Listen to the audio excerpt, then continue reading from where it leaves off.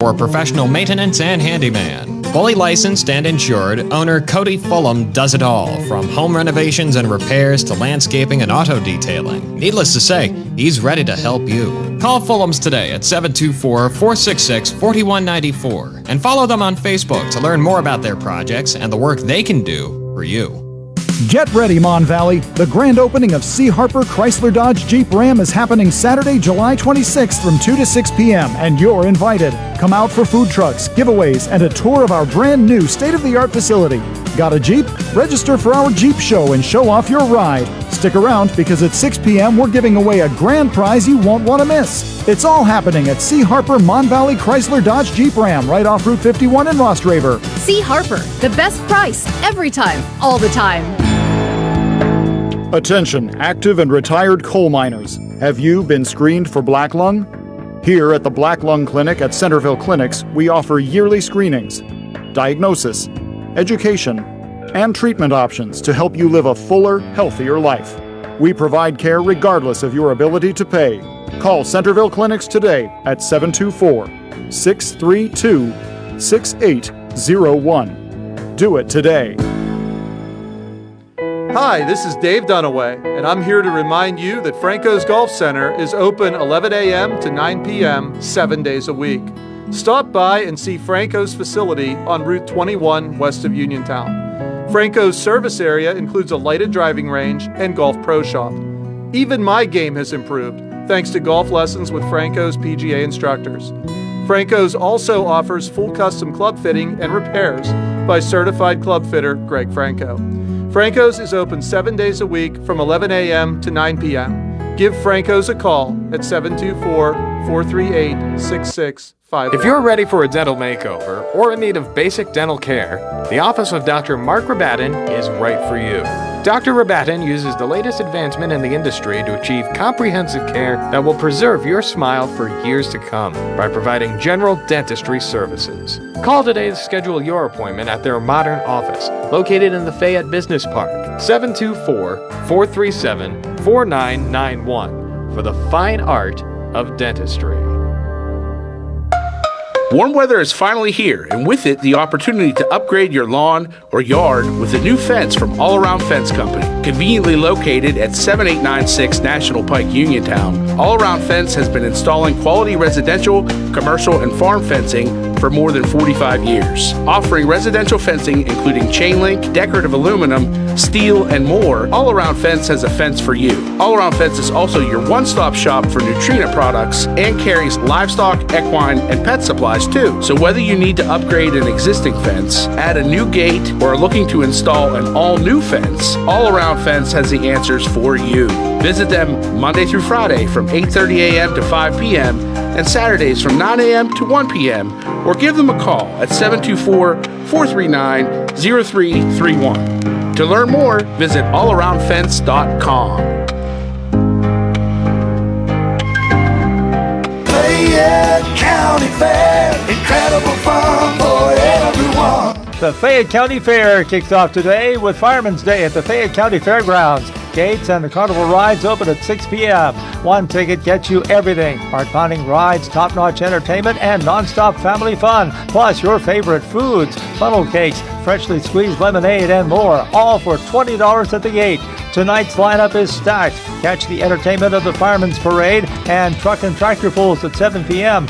Or relax and enjoy seeing some cute pups strut their stuff at the 4-H Dog Show or at the crowning of the new Fair Queen. Then get ready for some great entertainment when the Fred Buzz takes the Mike Kelly Toyota stage at 8:30 tonight. Ticket and schedule details at FayetteFair.com. The Fayette County Fair, July 24th through August 2nd. See you there. Fayette County Fair, incredible fun for everyone. Your local station, 590 WMBS. I hear voices in my head.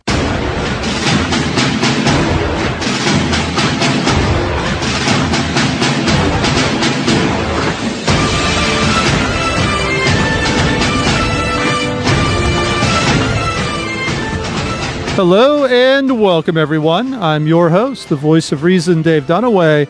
It's Thursday, July 24th, 2025, and you're listening to The Sports Voice.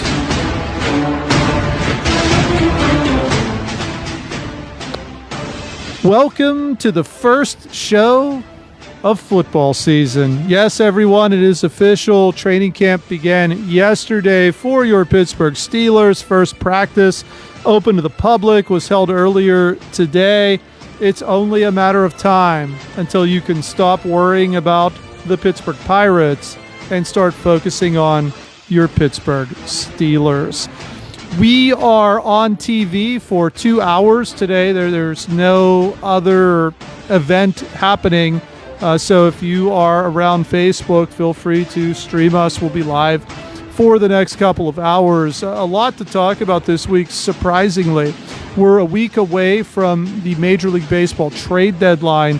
A lot of rumors swirling around the Pittsburgh Pirates based on who may or may not be available next Thursday. And that is the day. Whatever's going to get done has to be done by 6 o'clock next Thursday. So I'll be on the air next week in the middle of all of this. But obviously, there may be some things that are done prior to me coming on the air.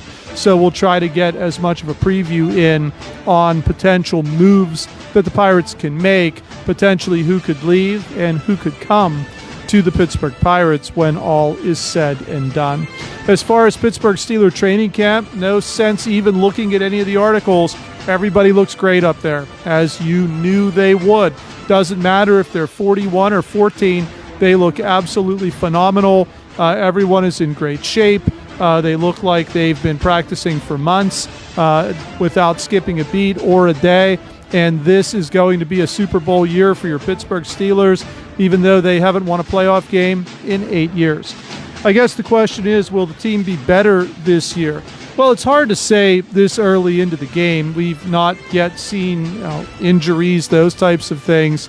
Isaac Seumalo was out of practice today. From what we understand, it doesn't seem like anything serious. Tomlin was spouting something off about soft tissue, but it looks like Seumalo could be back relatively soon, back into camp, possibly even before the preseason begins. Scare in New York. Justin Fields, former Steeler quarterback, went down in a heap, was carted off of the field. Speculation all morning as to, could it be an ACL? Could it be an Achilles? Looks like it's a dislocated toe. So don't expect Fields to be out very long with that. I would assume he'll be raring to go for the Week 1 matchup against the Pittsburgh Steelers. So obviously when football season begins, that's really all everybody wants to talk about. It is the number one game in town, as we know. Not like the Pirates are doing anything to really hold your interest at this point of the season. It's actually phenomenal when you think about it. The Pirates just got done sweeping the Detroit Tigers, who were the best team in baseball. They previously had gotten swept by the Chicago White Sox, who were the worst team in the American League. So some history made there. Get swept by the worst, sweep the best in a given league. Also, over the weekend, the Pirates, for the first time since 1903, dropped under 500 as a franchise. Now, the 3 wins that they just had have taken them back up over the top, but that was something that almost looked unheard of. People in this area laughed at the Philadelphia Phillies for years, who were the losingest franchise in Major League Baseball, never really thinking that the Pirates would somehow find a way to go over 500 for their history. But, let Bob Nutting own the team for a decade and no problem, no issue, sinking down to that new low. And for everyone hoping that something's going to happen at this trade deadline to turn things around, I wouldn't get super excited. You might be a little bit excited now based off of what just happened against the Tigers. Think about how you felt on Sunday afternoon. It's just a roller coaster ride. And even at this, they're still 19 and a half games behind the first place Chicago Cubs in the division. So I'm sorry, the Milwaukee Brewers. How could I have misspoken? I know why I did that, because you can't win in baseball unless you're a big market. You can't win in baseball unless you have money. Did I miss something? Did the population of Milwaukee just quadruple at some point? Did their TV revenue just go through the roof somehow, some way? Oh, no, I know what they did. They actually drafted well, they developed, and they brought the guys up in a timely manner, which actually makes them right now the current best team in Major League Baseball. But the Pirates will tell you that can't be done. There's no possible way that you can make that work. But yet here we are in a situation with an ace pitcher, a lot of good young talent still in the pipeline that is yet to come up, a potential superstar in Jackson Chourio, and you've got a team looking like they may be knocking on the door of a World Series as a small market. Oh, by the way, Detroit, also a relatively small market in Major League Baseball. They don't spend a ton of money. Apparently, people thought you have to spend a lot of money to win. The Tigers don't spend a lot of money, but yet there they are. They're up there in the driver's seat in the American League. So, yes, there are small market teams. We've seen it over the last couple of years. Teams like the Royals, teams like the Diamondbacks who have contended. It just seems to be the trend that the Pirates never do. So where is the problem? Is the problem the market, the money, or is it the franchise? At some point, they've got to look at what's staring back at themselves in the mirror. They have mismanaged that team for years, from drafting, developing, trades, free agent signings, you name it, they have botched it over the tenure of Ben Cherington, Derek Shelton, and go back even further, Bob Nutting. The Open Championship happened this past week. Scottie Scheffler now one away from the career Grand Slam. Scheffler has to win the U.S. Open to win all four of golf's majors. Kind of ran away with it, 17 under. That's what happens at the Open. If you don't get wind, then it's going to be basically a birdie fest, and we saw that. Phil Mickelson, I was telling TJ earlier, he asked where he finished. I knew he had made the cut. Wasn't the only 50-plus-year-old to make the cut in this thing either. Mickelson finished at +1, which really is a pretty good score for a major, except in this one he was tied for 56th. So that should tell you all you need to know. We'll talk about it a little bit, just more about Scheffler's accomplishment than anything else. And back to the regular week on tour, the 3M Open, we already had a 60 shot today, 11 under by Svensson. I'm sure there's a household name in the world of golf. Not a whole lot happening in the National Hockey League. We talked a little bit last week about the Penguins making a few acquisitions. Apparently they're still shopping players around, but the asking price is astronomical from Cal Dubas. And as I speculated last week, I think that's done by design. He doesn't want to rebuild. He wants to keep all these old guys because he thinks he has a chance to win with them. And in the end, it's just kicking the can down the road even further for the Penguins to be competitive again. Maybe they will be in contention for Gavin McKenna when it's all said and done. We should maybe take a ride to Penn State and watch him a little bit this winter. Could see him in black and gold next year, because if they put all these guys out there with no spots open for young players, it's going to be another year missing the playoffs, which means the lottery. Who knows how lucky you could possibly be. Some sad news earlier today, the announcement of the passing of Hulk Hogan, maybe the greatest professional wrestler of all time. Not for the wrestling ability, but just because of the entertainment piece. This is what made professional wrestling mainstream, and Hulk Hogan led the way in that pop culture boom in the 1980s. Hulk Hogan, only 71 years old. Cause of death, cardiac arrest. Well, that's why they were called to the scene. We'll wait and hear if there's anything else. It's ironic, the same week you lose Ozzy Osbourne, the Prince of Darkness from Black Sabbath, who also made appearances on the pro wrestling circuit from time to time. That's something. It seems like you get a short period of time where you see a few of these people go together. So RIP both Hulk Hogan and Ozzy Osbourne. Looking at our show today, we've got to start with football. We've got to start with training camp. That's really what's on everybody's mind right now. I don't think there's a ton of concern about the Pittsburgh Pirates. Plus, as we've seen, there's no urgency there. They could have traded guys days ago. They could care less. They're still trying to showcase them in hopes that maybe somebody who wasn't in will be in, so they can pull the trigger on a trade. All they need are mid-20s prospects, and they're good with that. They'll give away pretty much anybody for that. So we'll spend a little more time later in the show talking about your Pittsburgh Pirates. But when you look at the Pittsburgh Steelers, a lot of hope, a lot of optimism, something different maybe this year that we haven't seen in the last couple. Most of the time, I'll sit here and tell you that there's no sense in even paying much attention to the Pittsburgh Steelers because you know the ending before it even starts. You know how it's going to end. I'm not saying that they've made a major upgrade this year because they certainly haven't, but I don't know if you have that answer to how it ends at this point. Now, a couple injuries happen within the next few weeks that could literally change everything. There are still holes. There are still question marks. But as I said a couple of weeks ago, when they made the trade with the Miami Dolphins, this team got a whole lot better than what it was. There are still missing pieces literally all over the field, and a lot of, I guess, hope placed upon a 41-year-old washed-up quarterback. But if he can get anything out of this offense more than what we've seen in the last 3 or 4 years, they made the playoffs with terrible quarterback play.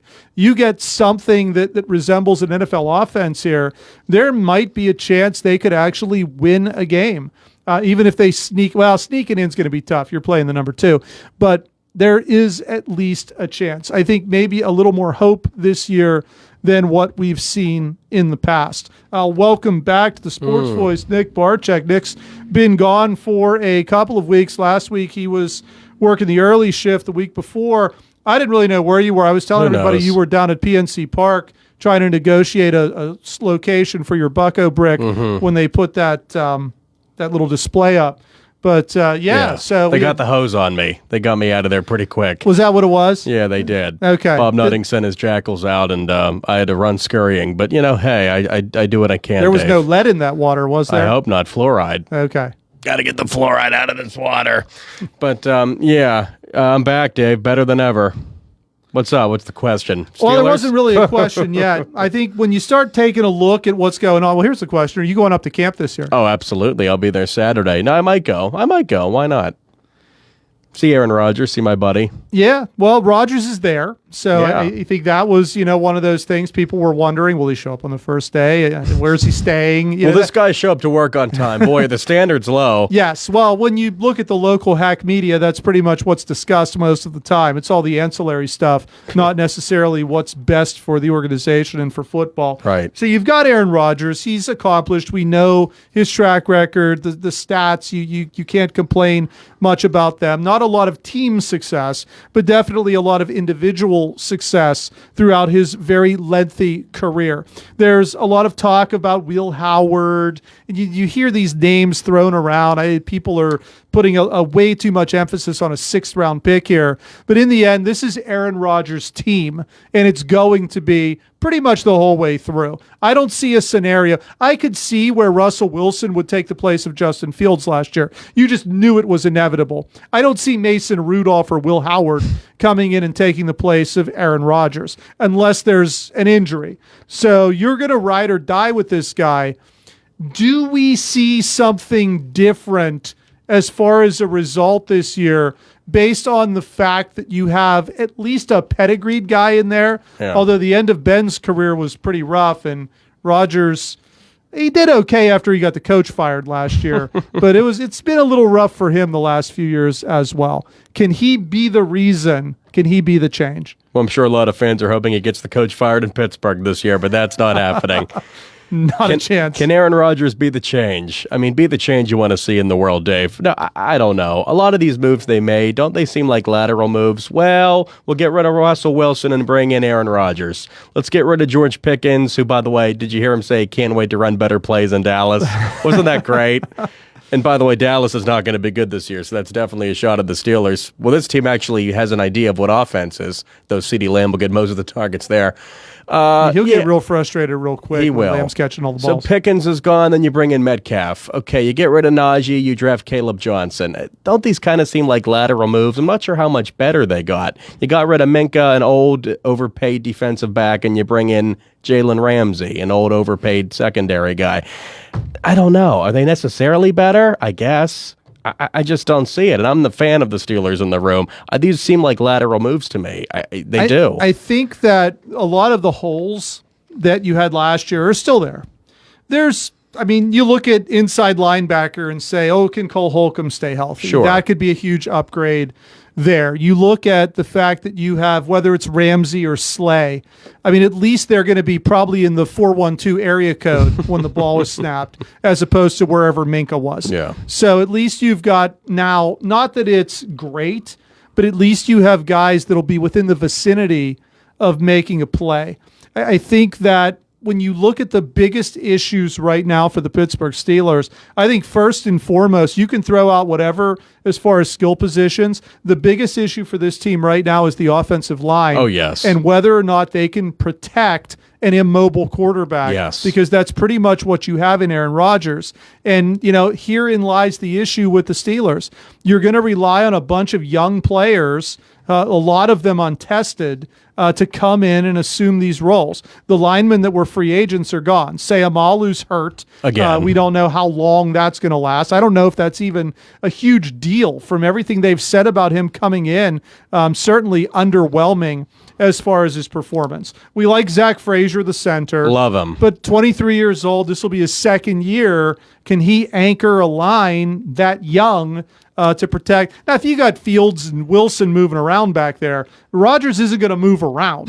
So you've got to stay pretty central as far as what you're going to do. And I thought a lot of the scheming was bad from the offensive line. Spencer Anderson, I guess, is going to play for Sayamalu, maybe on the other side. Who knows whether or not they're going to be happy with McCormick over there. And then your tackles, who basically are your first-round picks the last couple of years, Fatanu and Broderick Jones. That's your line. Everybody else is pretty much gone at this point. Can you rely on a guy that's never played, who's pretty much undersized for a tackle, and Broderick Jones, who's been moved all over the field and hasn't really looked good anywhere? Those are the two that have to protect your quarterback from the strong side, from the blind side.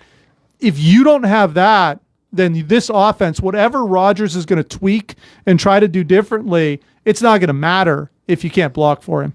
Yeah, you're right, Dave. Offensive line plays paramount, and, life moves on. You're going to miss Dan Moore. I certainly will.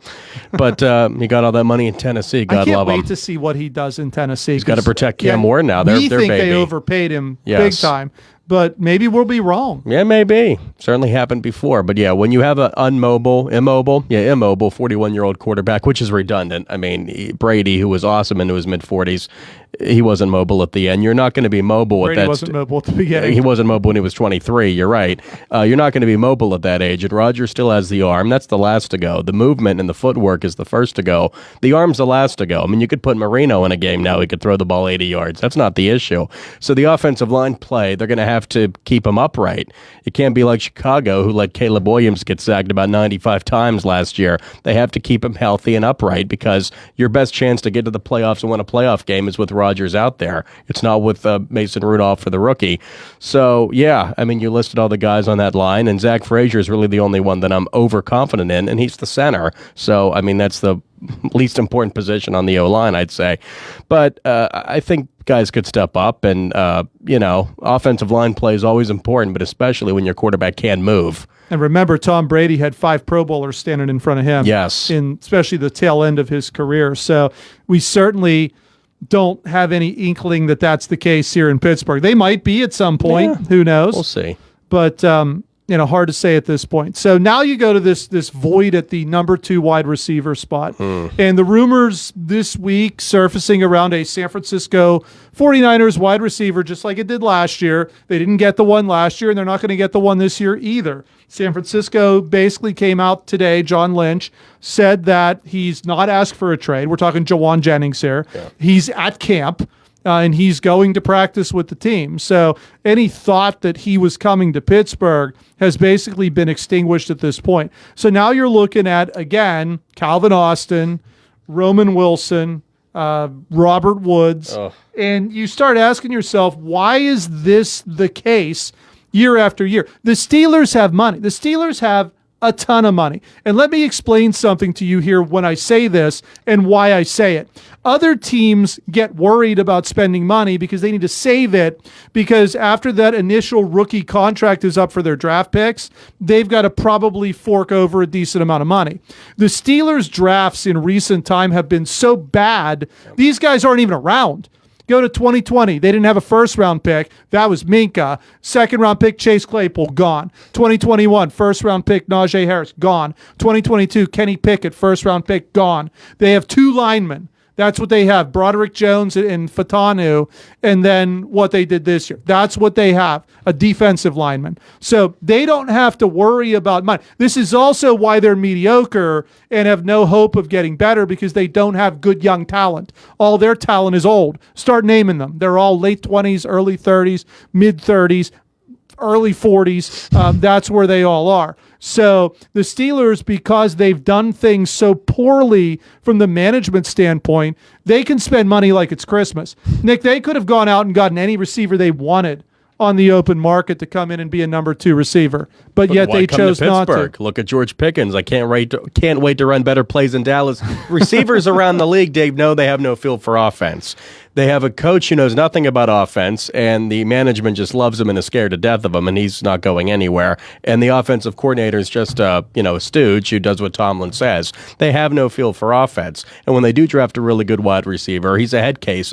Look at AB, look at George Pickens. So they just don't know what they're doing on offense. That's why they've had to rely on the last few years. I mean, Ben aging, Russell Wilson aging, Aaron Rodgers aging. Well, let's draft Kenny Pickett. Oh, he's terrible. And even if we could try to make him better, we have nobody on the staff that can develop offensive talent, specifically a quarterback. So well, they don't even have a quarterback coach because they're paper-thin coaching staff that look they have. Where they spend their money, Dave. It's on old defensive guys. Let's throw all the money T.J. Watt wants. Let's keep him around. The fans like him. Let's get Jalen Ramsey. Let's pay Cam Hayward a lot. Their money's on the wrong side of the ball, and it's on aging guys. So they have no feel or touch for offense. And look at their offensive rankings the last few years. It's staggering. Red zone touchdowns, overall touchdowns, yards, big pass plays of over 20 yards. It's all in the toilet. It's all 29th to 32nd in the league.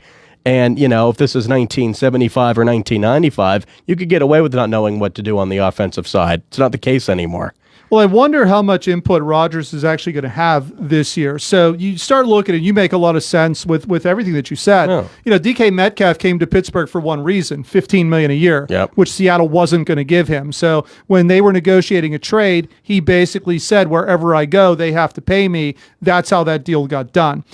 I'm wondering whether or not the Steelers thought they could have ridden it out with George Pickens, but it just didn't work. He was just an implosion from within that they had to move. They had to get him out of there. And then they ran into that same void with no real legit option at number 2 receiver. Now, can Rodgers make a number 2 receiver out of Austin or Wilson? Potentially, we will see.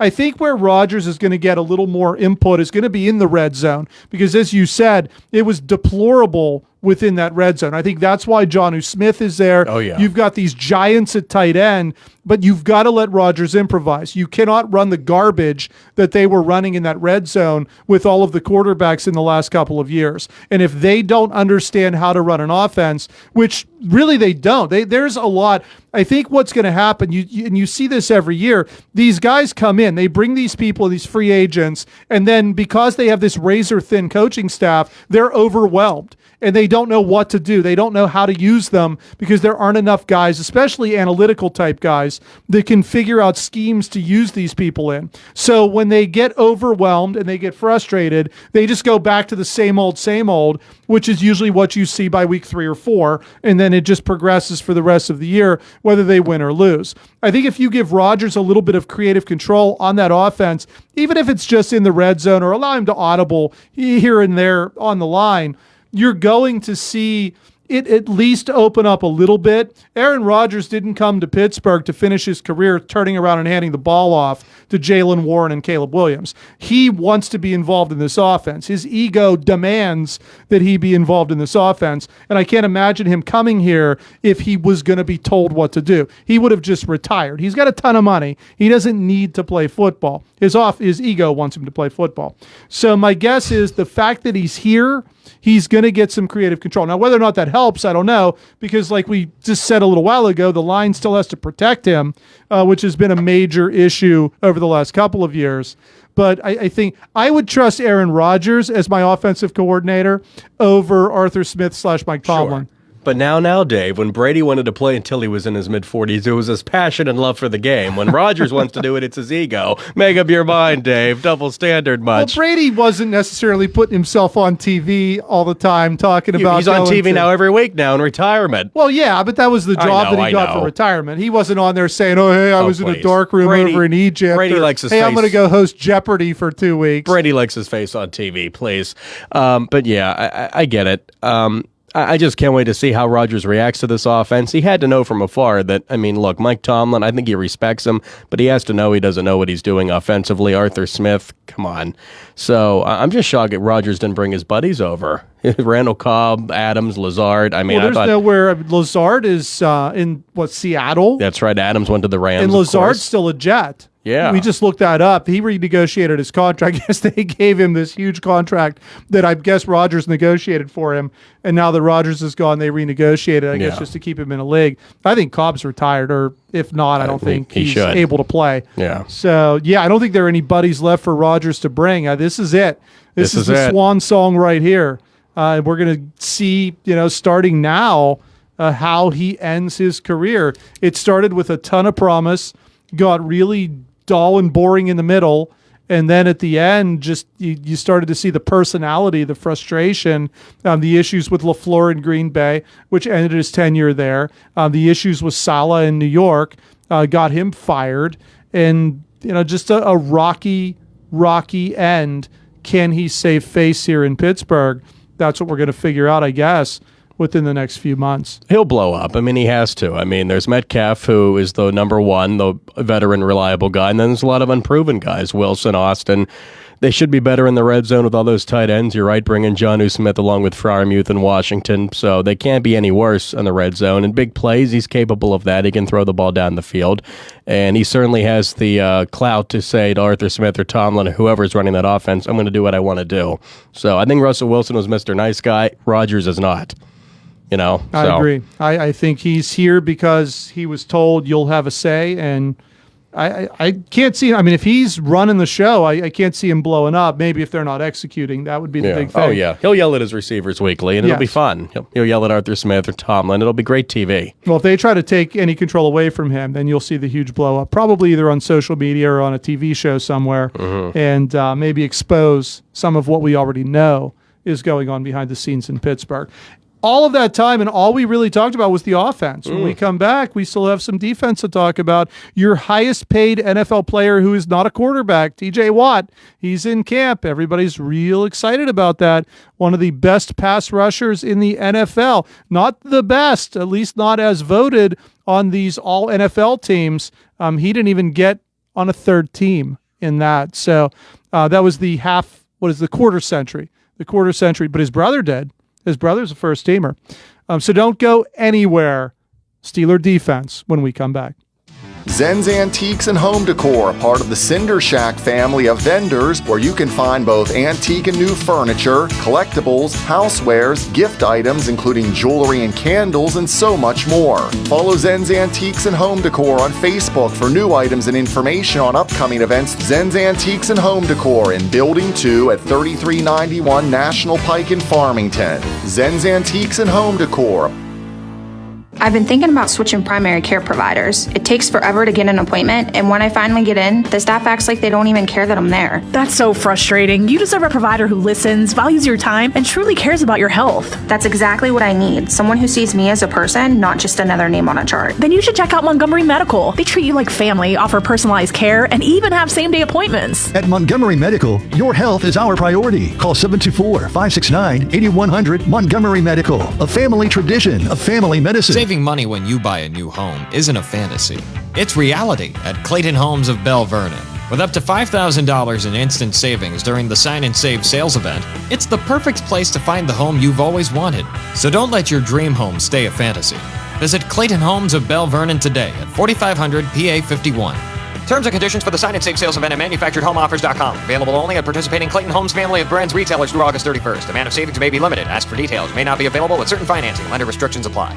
Mountaintop Title and Notary can handle all of your motor vehicle and PennDOT needs, such as titles, plates, renewal, registrations, and all notary needs. Tina Nicholson of Mountaintop Title and Notary can also handle ATV and boat titles, and also does income taxes. Hours are Monday through Friday, 9:30 to 4:30, and appointments can be made for after hours and Saturdays. Mountaintop Title and Notary with a new location at 655 Nelson Road in Farmington, the only place you need to go for all title, notary, and tax work. Call Tina at 724-984-1514 for the most professional services around. Feeling lucky? Your next big jackpot is waiting for you.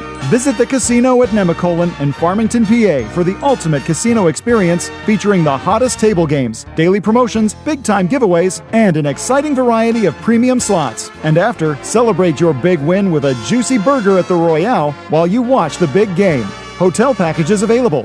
Visit CasinoNemacolin.com for more information. The Casino at Nemacolin. Game on. Gambling problem? Call 1-800-GAMBLER. Route 21 Furniture. Take the road to your perfect home. Sleep well tonight. Try out a new mattress from Route 21 Furniture with a large selection of mattresses, all sizes and comfort levels, with great prices, free local delivery and setup, and financing options. Route 21 Furniture. Open weekdays 9 to 5, Saturday 10 to 5, Sunday noon to 4. 724-737-2222 or Route21Furniture.com. Route 21 Furniture. Take the road to your perfect home. Hi, this is Dave Dunaway, and I'm here to remind you that Franco's Golf Center is open 11 a.m. to 9 p.m. 7 days a week. Stop by and see Franco's facility on Route 21 west of Uniontown. Franco's service area includes a lighted driving range and golf pro shop. Even my game has improved thanks to golf lessons with Franco's PGA instructors. Franco's also offers full custom club fitting and repairs by certified club fitter Greg Franco. Franco's is open 7 days a week from 11 a.m. to 9 p.m. Give Franco's a call at 724-438-6651.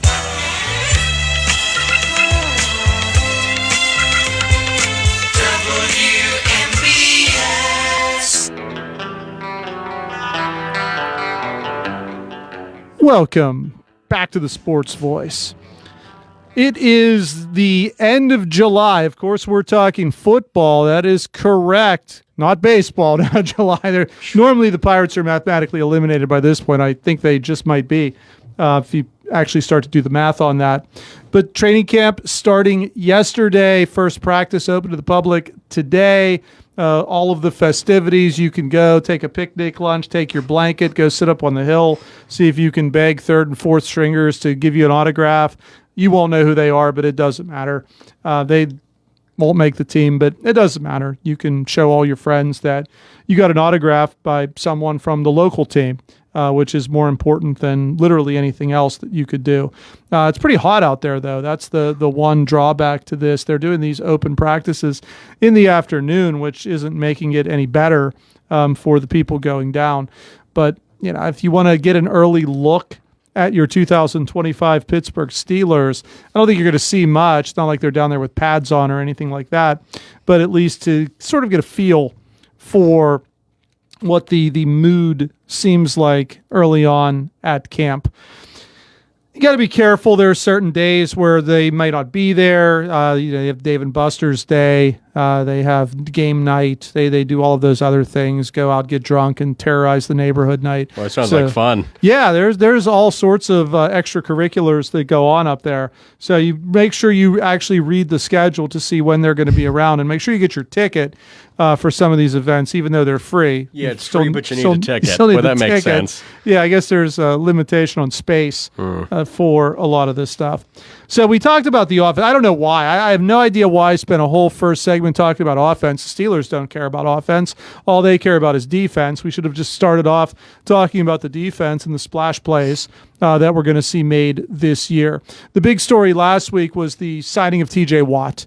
And Watt got exactly what he wanted. No doubt in my mind. I told you that for months. He was going to get exactly what he wants, which is what he did. And really, they should have. They have a ton of money. Like I told you earlier, it's not like they have to worry about saving that money for anybody. They don't have any good young players that are going to be off of these rookie contracts that they're going to have to throw money at. So it's like Christmas in July for the Pittsburgh Steelers. They could go out. They could look at free agents. Go sign Keenan Allen. Go sign whatever you want at this point because there's no reason to save the money. At least they spend the money that they have. They don't always spend it wisely, but at least they spend it.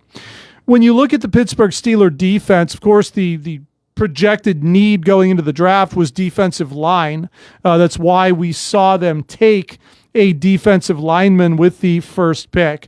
Now, whether or not Derek Harmon is going to project into an everyday starter in the National Football League, that remains to be seen. It was kind of a stretch as far as the draft pick goes, but we saw one of the better years last year in the career of Cam Hayward. So hoping that at 36 years old, Hayward can follow up with some productivity here in his second or in this second year on the big contract for Cam Hayward. Keanu Benton also looked at to fill a spot on this defensive line. When you go to the linebacker spot, well, they have 2 linebackers and 2 pass rushers. That's pretty much what that position looks like. So inside linebacker, a lot of hope and optimism revolving around the return of Cole Holcomb, who has looked good when he's been healthy. The issue is he's been hurt more than he's actually played in his short tenure with the Pittsburgh Steelers. He led him in tackles during the time that he was healthy. Also, Peyton Wilson, people looking for this second year out of Peyton Wilson and some progress made at the inside linebacker spot. They call them outside linebackers, but really they're just pass rushers. We know TJ Watt is on one side, Alex Highsmith is on the other. A lot of buzz with guys like Herbig as the backups, Jack Sawyer, who was drafted out of Ohio State, to possibly also play a major role. Remember, these guys get tired. They're trying to get to the quarterback every single play, so they get tired. They're not out there as much as you might think they are. And then, of course, the secondary. You've got Joey Porter, who I would vote to be a starter on the all-hands team for the National Football League. And then on the other side, you've got either Darius Slay or Jalen Ramsey. One is going to play corner. The other is going to play safety with Deshaun Elliott. I think the secondary, just the sole fact that Minka's not there anymore, has to be an upgrade for the secondary.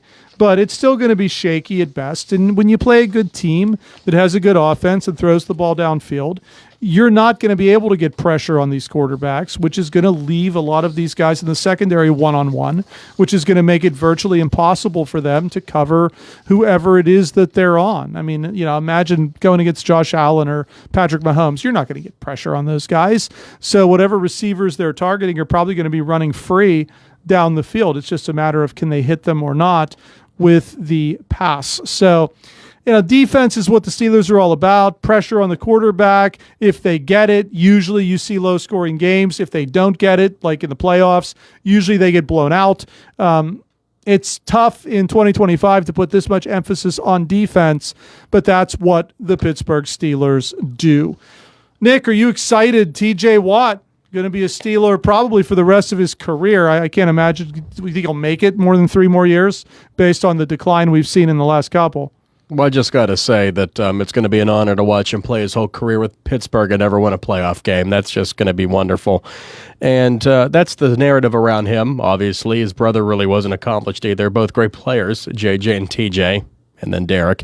So yeah, it's been a phenomenal run of coming up short in January, but regular season wise, he's been dominant. Of course, he's not going to be the same guy, much like Aaron Rodgers in his early 40s. Now TJ Watt's in his early 30s, so productivity is going to go down. But He's still one of the best in the world at what he does. Myles Garrett maybe a little better. Micah maybe a little better in Dallas. But TJ, it's still great. If you need a sack on a random play in a random game in September, he's there for you. Not so much in the postseason, but it's going to be an honor to watch him 3 more years. It's interesting. The sports writers earlier this week voted for the all-quarter century team for the National Football League because it's 2025, so we're a quarter through the century already. It's flown by, hasn't it, Dave? I know. It's hard to believe it's been that long. And they voted, position by position, first team, second team, third team, then they had their honorable mentions. You would think, based on the salary, TJ Watt probably on the first team. He was not. Wow. However, his brother was, and so was Myles Garrett. Wow. On TJ's the second team, at least the second team. Nope. Third team? Nope. He was honorable mention. Really? So well, that's a slight. That's ridiculous. It could be. It's hard to. I mean, I've said, for years he doesn't do anything except rush the quarterback. So you're only gonna get out of him sacks. That's really the only stat because the running back can run right almost into him, and he's gonna just keep running past to try to get to the quarterback. So you're not really getting anything else. So I wonder. Is it just a slight from sports writers that might not like him? Or, when you start looking at the numbers, I mean, clearly we know where he is with sacks. He's one of the best in the league, if not the best in the league over the last, 5, 6, 7 years that he's been a member of the Pittsburgh Steelers. But I was surprised. I thought he was borderline first team. I was shocked he wasn't on any of the 3 teams. And I can't remember the guys that were there. I can look when we go on break, and when we come back, I can tell you who all made these teams before TJ Watt. But Watt not on any of these teams was an honorable mention at the end of it. So actually what I'll try to find the entire listing and roster of everything that I can bring to you. So do we overvalue the talent here in Pittsburgh? Probably. I think all teams do. If you're local and it's the team that you root for, you're going to think they're better than what they are. It's a natural thing, I think.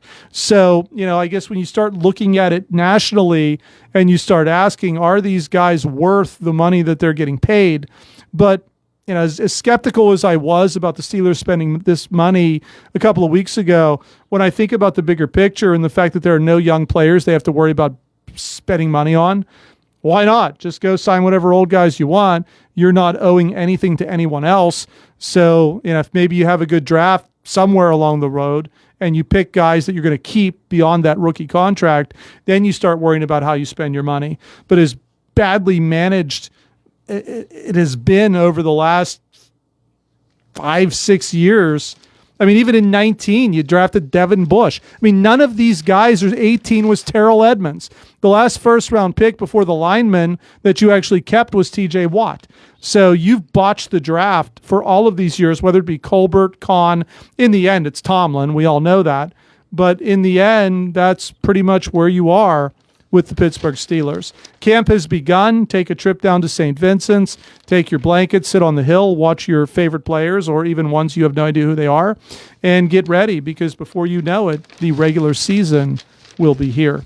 That is all the time we have for the first hour of the Sports Voice. When we come back for hour two, we'll talk Pittsburgh Pirates and trade deadline. We'll see if there's any news on the Pittsburgh Penguins. We'll talk a little golf. Nick will do his NBA and WNBA roundups, and anything else major that comes through, we will cover that as well. Don't go anywhere. Hour two of the Sports Voice is coming up next. If you're ready for a dental makeover or in need of basic dental care, the office of Dr. Mark Rabatin is right for you.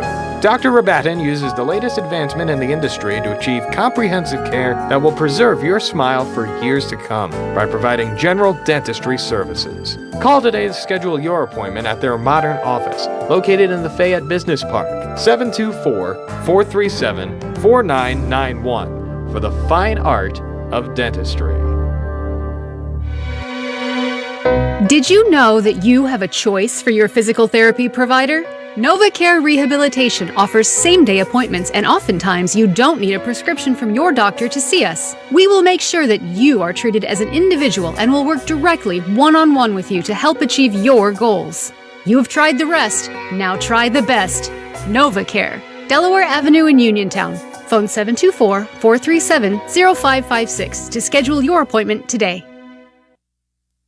Your local station, 590 and 101.1 W266DB, WMBS Uniontown. Right now, we're looking at 86 with sun. It feels like we're in the mid-90s. Beautiful summer day on this Thursday with the Fayette County Fair getting started tonight. And CBS News at 5 o'clock on the way next at your local station. Good evening. It is 5 o'clock. This is CBS News on the Hour, sponsored by O'Reilly Auto Parts. I'm Cammie McCormick. President Trump this afternoon signed the bill formally canceling $9 billion in funding to public broadcasting. He also visited the Federal Reserve, where he bickered with Fed Chair Jerome Powell over the cost of renovating the headquarters. So the 2.7 is now 3.1. I'm not aware of that. Yeah, it just came out. Yeah, I haven't heard that from anybody at the Fed. Afterwards, Trump sounded off again about another beef he has with Powell. You saw what we saw, and the big thing is to get it done. They have to get it done. They have to get it finished. And very importantly, we have to get interest rates lowered in our country. Our country is the hottest in the world right now. Trump has said he won't fire Powell, but he is keeping up the pressure. Pro wrestling superstar Hulk Hogan has died. The incredible Hulk Hogan, who entered to the Eye of the Tiger. Known for his mustache and blonde hair, he redefined pro wrestling in the 1980s. And what you gonna do when Hulkamania and the largest arms in the world run wild on you? Fight announcer Curran Bhatia. Really, Hulk Hogan was that pioneer to not only take it from those small, ballrooms and those smoky arenas, but make it a national sport, a global sport, and make it into this global phenomenon. Hogan was 71. He died in Clearwater, Florida. There was a call concerning a cardiac arrest. We're learning more about the death of celebrity chef Anne Burrell. The New York Medical Examiner says suicide was the cause due to acute intoxication because of combined effects of alcohol, amphetamine, and over-the-counter antihistamines. Jazz legend Chuck Mangione has died.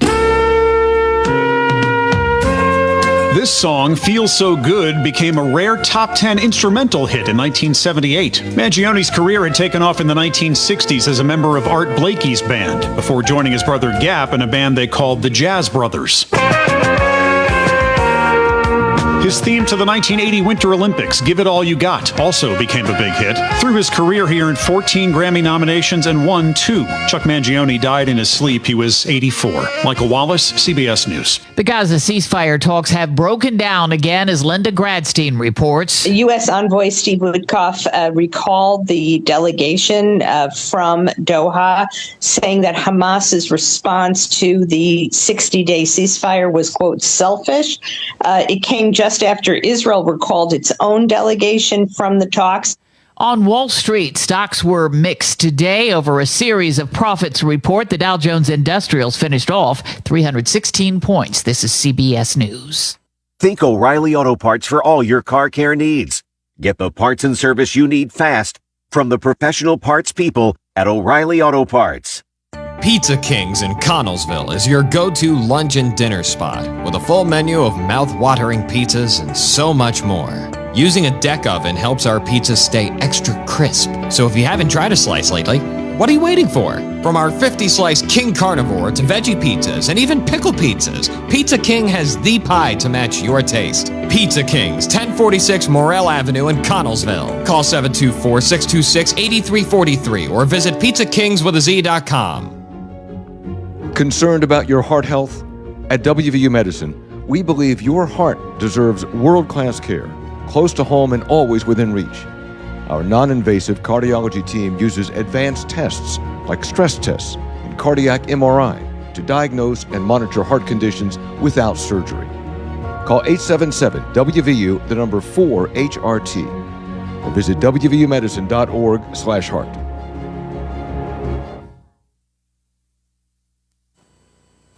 CBS's parent company is taking a drubbing from a new member of the team. The guys at South Park aren't letting their new bosses hold them back. Mom, My favorite show just got canceled by the government. The show's season 27 premiere takes aim at Paramount's decision to bring an end to The Late Show with Stephen Colbert. The government can't cancel the show. I mean, what show are they going to cancel next? The new South Park episode also critiques the company's settlement with President Trump over a 60 Minutes interview. The new season began streaming the same day Paramount announced a 5-year deal for 50 new episodes of the animated series. Paramount blames Colbert's cancellation on the financials, not his criticism of the president.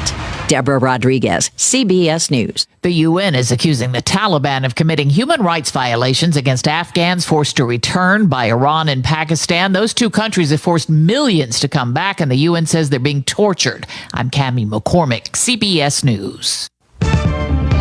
Now the local, district, and statewide news. Being brought to you by Fayette Heating and Air Conditioning, your Bryant Dieter. Keeping you warm and cozy in winter and cool and comfortable in summer with a quality Bryant gas furnace or air conditioning system.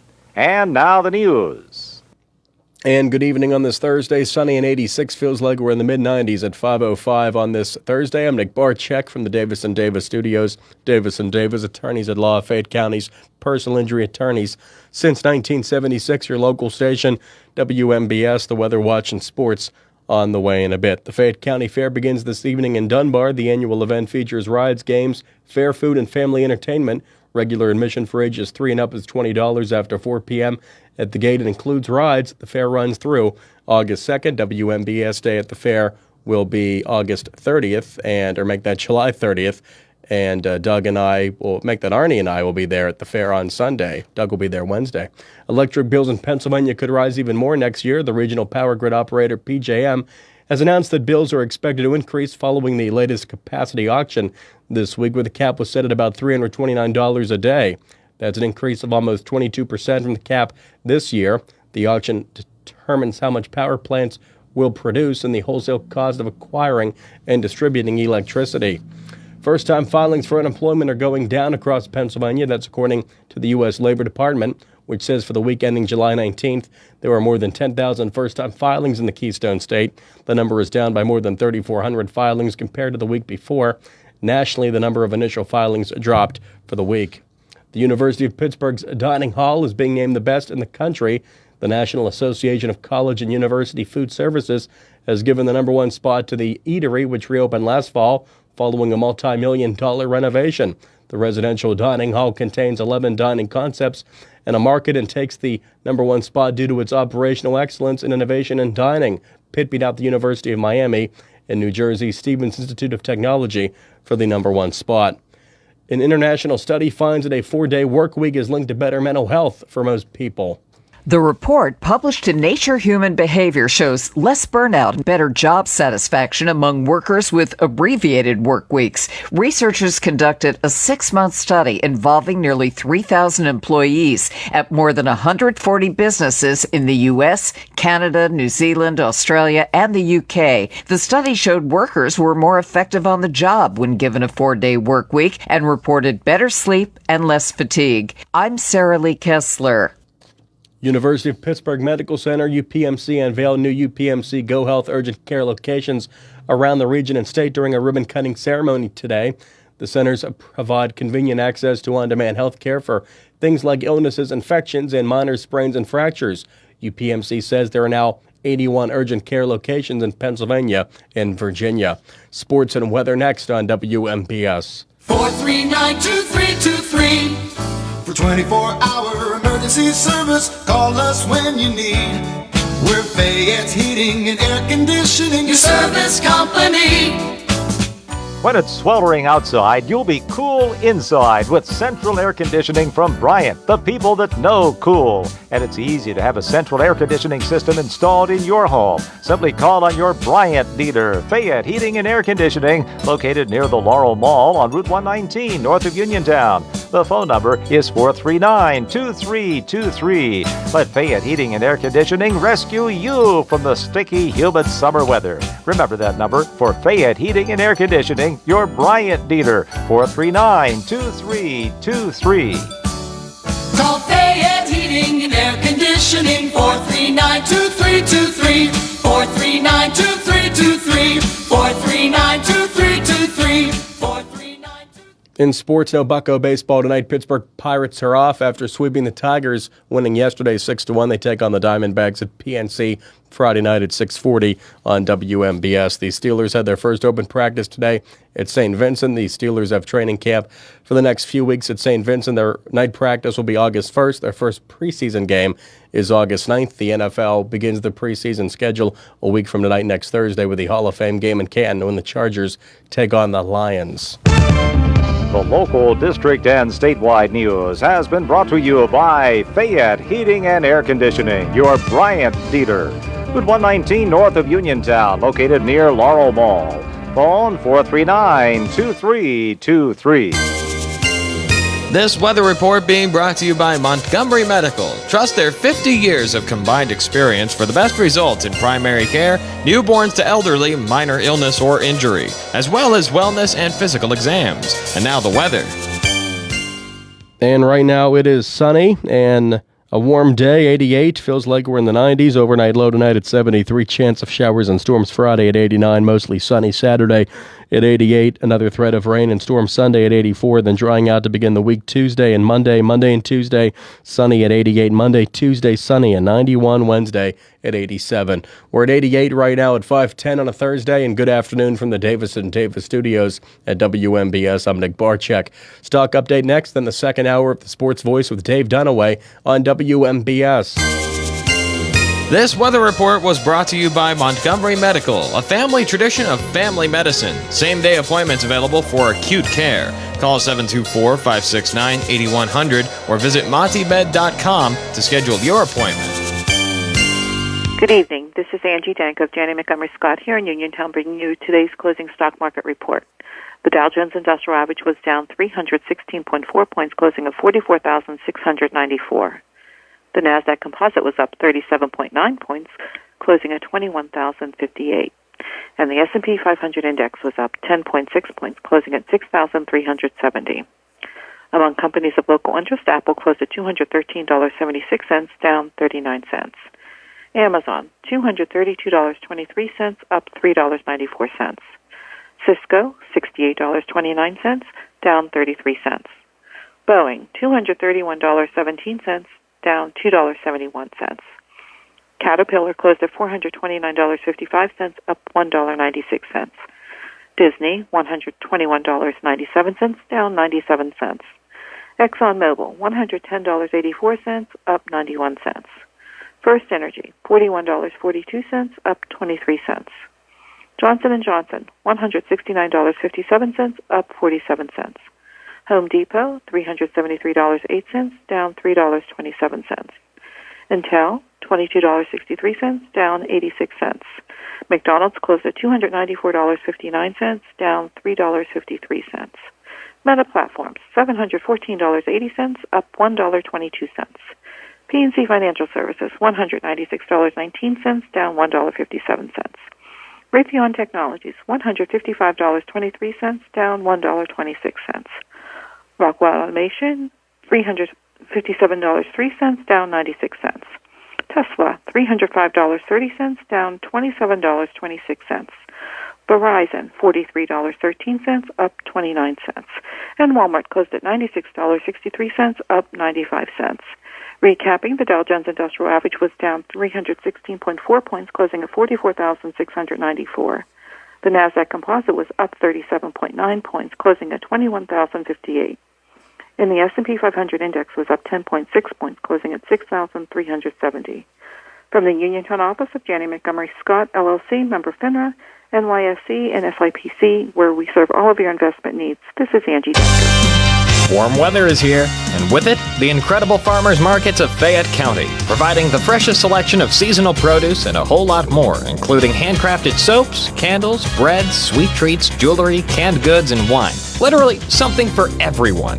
Put your health, wellness, and happiness first by visiting an area farmers market this week. Farmers markets include, but are not limited to, the Mountain Area Farmers Market, held on an assortment of Fridays throughout the summer from 4 to 8 p.m. at the Farmington Volunteer Fire Department. The Uniontown Farmers Market, held weekly on Saturday mornings from 9 a.m. to noon in Bailey Park.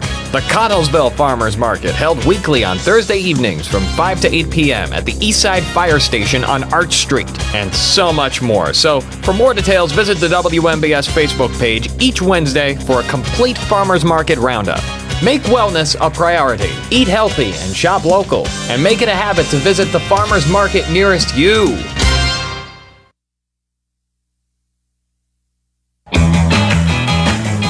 Blooming into a sun-filled season, Our Lady's Accessory Shop is blossoming with something for everyone, including yourself. Strap, located at 34 South Street in downtown Uniontown.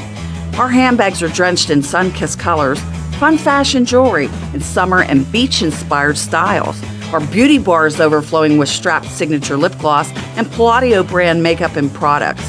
And all new at Strap, our Starstruck candle collection is now in stock, and they are out of this world. We have the latest in Wrangler bags, sunflower print totes, and mini bags, the cutest summer footwear, including sandals and flip-flops, free gift wrapping, and pretty packaging. Gift certificates available. Strap, 34 South Street in downtown Uniontown, 724-557-6184. You're sure to adore us, and you'll love our prices. Nagy service stations, Nagy Gas and Oil, Nagy Propane, and Beer Necessity, located on the mountain by Fort Necessity, extends their best wishes to the Fayette County Fair Board, 4-H clubs, and the numerous volunteers for another successful fair and 4-H auction. A locally owned family company, Nagy Gas and Oil, has been serving the area since 1942, and they invite you to check out any of their locations throughout the county. For more information, call Nagy Gas and Oil at 724-437-7241. Your local station, 590 WMBS. I hear voices in my head.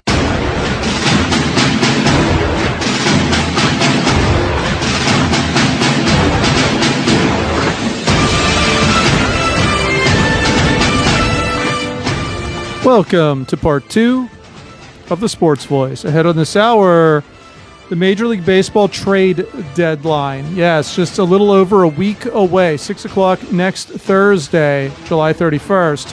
We're going to talk a little bit about it today because there's potential some trades could be made before I get on the air next week, a little after 4 o'clock. But a lot of the action, I'm assuming, is going to happen within that last hour or so leading up to the deadline. The Pirates are really the most talked about team leading up to this deadline because from the way it sounds, everyone is on the table, including guys like O'Neal Cruz. The only one that appears not to be moved at this point is Paul Skeens. Give it a year or two, and then we'll see his name probably first and foremost on the list of guys that are going to be going elsewhere. A little more football to talk about. Of course, all the teams have reported to camp. The Pittsburgh Steelers reporting yesterday. I had mentioned right before I went off the air, this all-quarter century team. I have it, so I'll let you know. For those of you worried about T.J. Watt, I'll let you know some of the players that made this list before Watt, who is listed as being on the practice squad, but is not part of the initial roster of either linebackers or edge rushers that have made this team. There are Steelers who are on it. Alan Faneca, I saw, as the number one guard for this quarter-century team. Antonio Brown on the practice squad as a wide receiver. So we'll go through that. I'll save. I have it here, so I'll save it for a little later, and we'll talk more about that. Also, we've got the Open Championship, now the last of golf's 4 majors that wrapped up over the weekend at Royal Portrush in Ireland. That's why it's called the Open and not the British Open, because they play them in Ireland and Scotland as well. Scotty Scheffler completing the 3rd leg of his hopeful Grand Slam of winning all of the majors in golf. Of course, anything happening big time in the NBA or WNBA, Nick Barczyk is going to cover before we go off the air as well with his roundup. I think some Caitlin Clark news that's going to be shared with us later on. And really looking at it from the hockey standpoint, not a whole lot taking place there. Also, we reported earlier the sad news of the passing of Hulk Hogan today, the professional wrestling icon. Add to that the passing of Ozzy Osbourne, the Prince of Darkness, earlier this week. So a lot to really just sort of hone in on as we make our way through this second hour of the Sports Voice. We'll start with the Pittsburgh Pirates. And before I start talking about trade chips and those types of things, we'll talk about what the Pirates have been doing for the last week.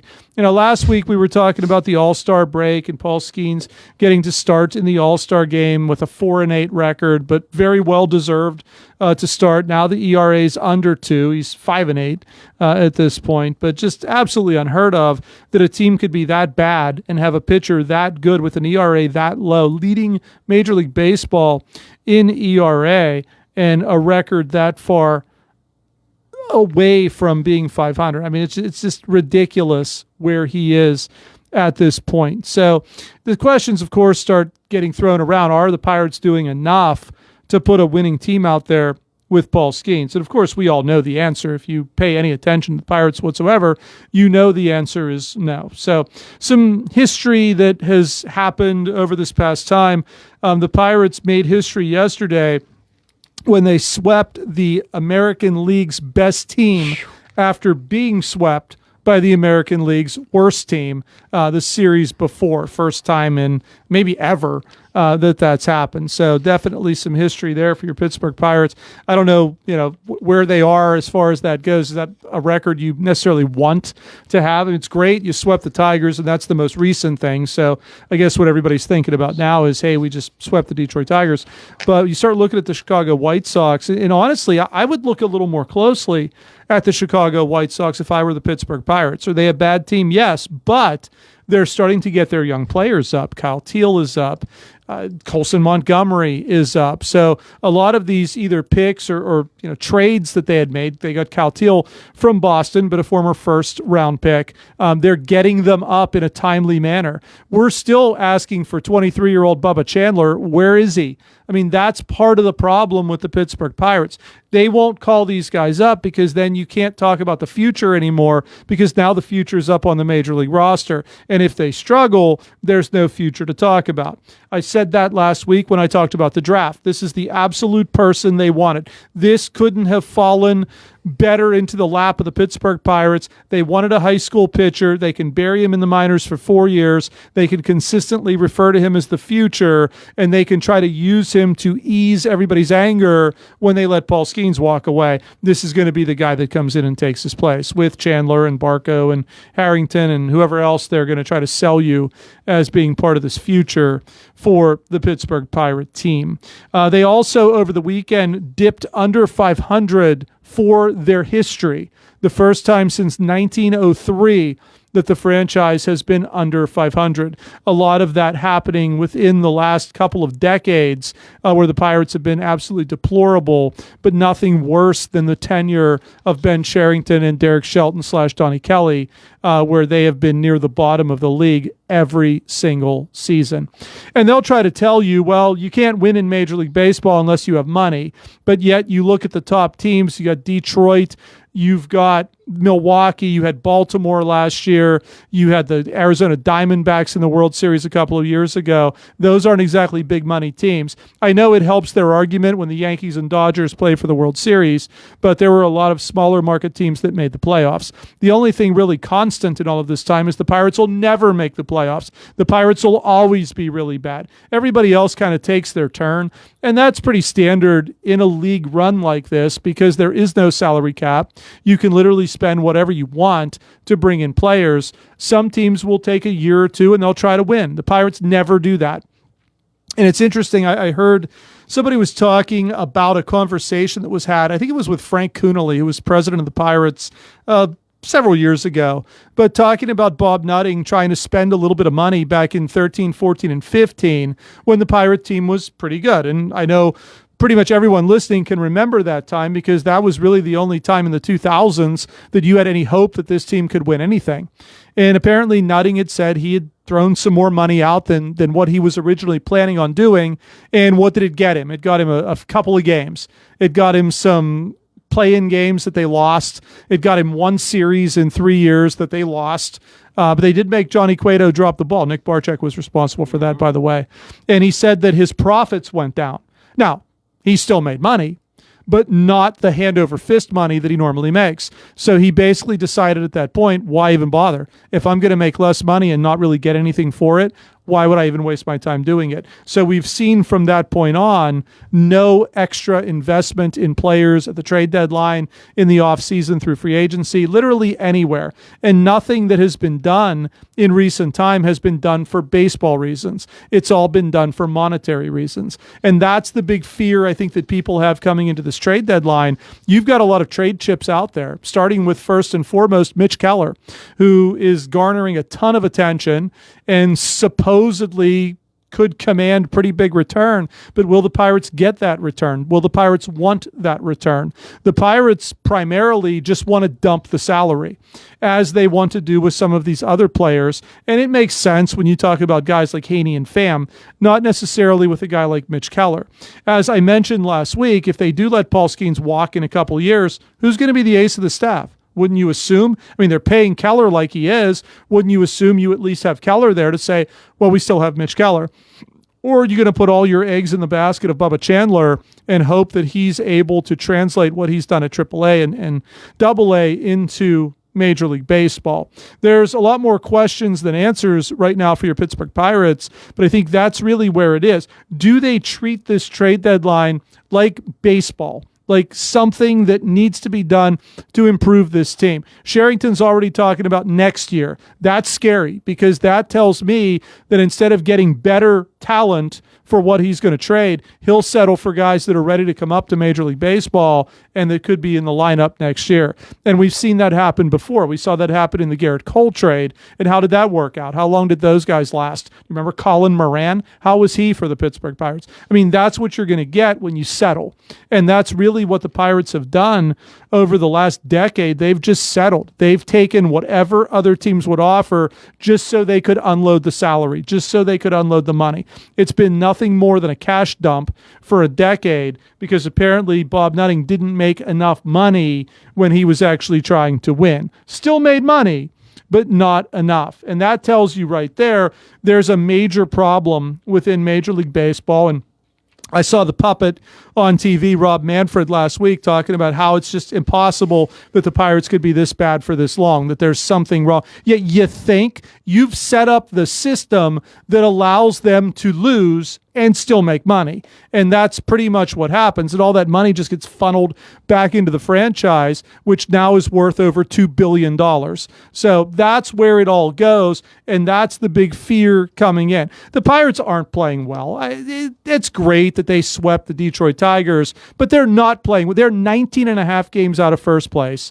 They're nowhere near a wild card berth. I mean, this has been a lost season for the Pirates. They fired their manager shortly into the season. They should have fired the general manager right along with him. They didn't. And can you get a better? I don't know. I mean, the way this organization is set up, it's going to be tough to be able to put a GM in there that can actually do something. But you know this guy can't do it. Yet there he still is in that position. You let him do the draft, takes a high school pitcher. Now you're going to let him do the trade deadline. He hasn't won a trade in 6 years. Can only imagine what's going to come here. This is not a good baseball team. And quite honestly, if you have no intention of signing Paul Skeens beyond the control that you have over him right now, there's not a name on that roster that should be off the table. You should be listening to every single offer that comes your way.